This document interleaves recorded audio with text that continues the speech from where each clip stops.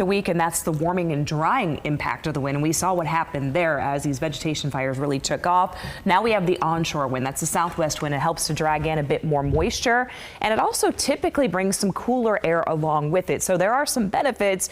You just don't want it to be too strong. And outside right now, that breeze is definitely not too strong as we look over Rancho Cordova Skycam, just looking at a thin veil of hazy sky over Highway 50. Temperatures are right now mid to upper 50s in Stockton and Modesto. We're talking low 60s for Modesto, and right now 33 in Lake Tahoe. Let's talk about the wind because we have the onshore wind coming through Fairfield right now, 20 miles an hour.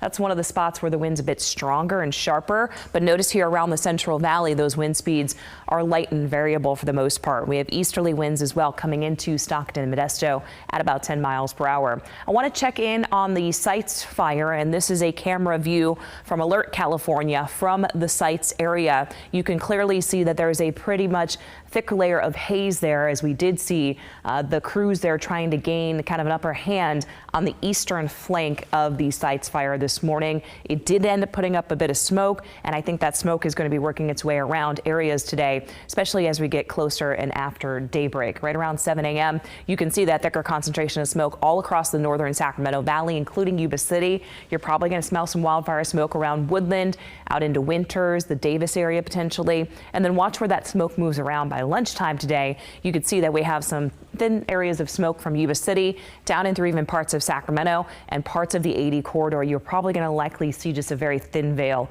of the smoky sky. Now that smoke will retreat and eventually start to roll a little bit farther to the north as we get closer to the sun going down tonight. Today in the valley floor, hazy sunshine. Highs will peak today in the upper 80s, so not as warm as yesterday. In the foothills, plan for seeing daytime highs in the lower 80s, and today in the Sierra, highs will peak in the lower to mid 60s. Our forecast over the next 7 days will include a warming trend, so we're going to be enjoying a day in the 80s today.